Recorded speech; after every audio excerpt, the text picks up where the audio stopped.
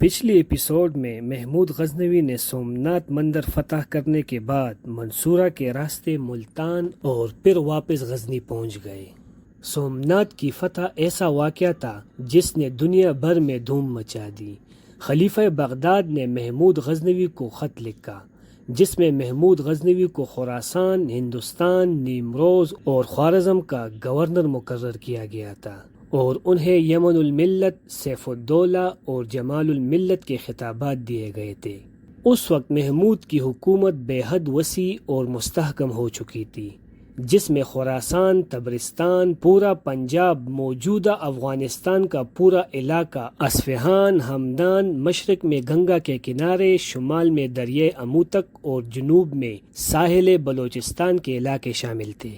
ہندوستان کے خلاف 16واں اور آخری حملہ محمود غزنوی نے 418 ہجری 1027 عیسوی میں کیا جب سندھ کے جاٹوں نے لوٹ مار شروع کر دی تھی۔ محمود غزنوی نے سومناتھ سے واپسی پر فوج پر حملے کیے تھے۔ محمود نے آ کر جاٹوں سے کشتیوں کے ذریعے جنگ کی، جاٹوں کی لوٹ مار کا خاتمہ کیا اور غزنی واپس چلے گئے۔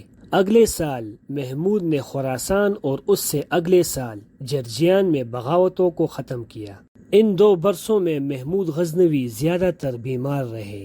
سندھ کے جاٹوں کے خلاف مہم کے دوران موسمی بخار نے انہیں بہت زیادہ بیمار کیا تھا۔ اسی بخار سے طبیعت بگڑتی گئی۔ بالآخر دگ جیسے موذی مرض نے اس عظیم رہنما کو گھیر لیا۔ اپنی زندگی کے آخری ایام تک وہ مہمات میں مصروف رہے۔ جرجیان سے غزنی واپس پہنچے تو مرض شدت اختیار کر گیا۔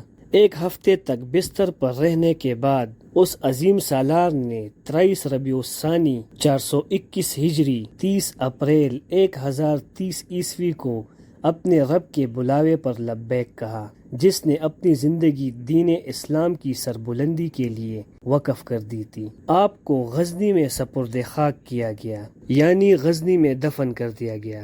محمود غزنوی کے تمام حملوں میں سے کوئی ایک بھی حملہ ایسا نہیں جو انہوں نے جاہ و ہوس یا دولت کے حصول کے لیے کیا ہو۔ ان کا ہر حملہ یا تو اس لیے تھا کہ باجگزار ہندو حکمران بغاوت پر اتر آئے تھے اور غزنی کی حکومت کے خلاف پر تول رہے تھے، یا اس لیے تھا کہ ملحد اور بے دین افراد عام مسلمانوں کو تکلیف پہنچا رہے تھے۔ محمود غزنوی نے اپنے پورے دور حکومت میں کسی ہندو کو زبردستی مسلمان نہیں بنایا۔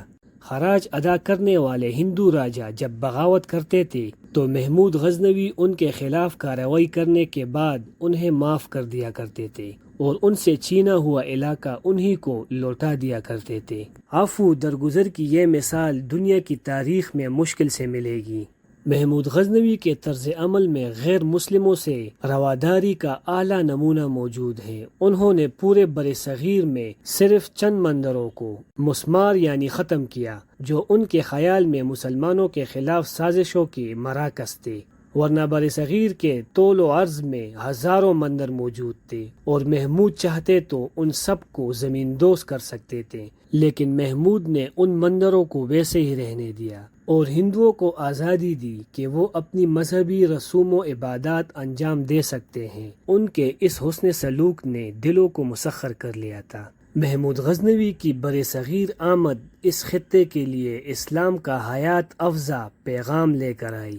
تو دوستو، یہ تھی محمود غزنوی کی سلسلہ فتوحات کی لاسٹ پارٹ، اور اگر معلومات اچھی لگے تو ویڈیو کو لائک اور چینل کو سبسکرائب کریں اور صدقہ جاریہ سمجھ کر ضرور شیئر کریں۔ والسلام۔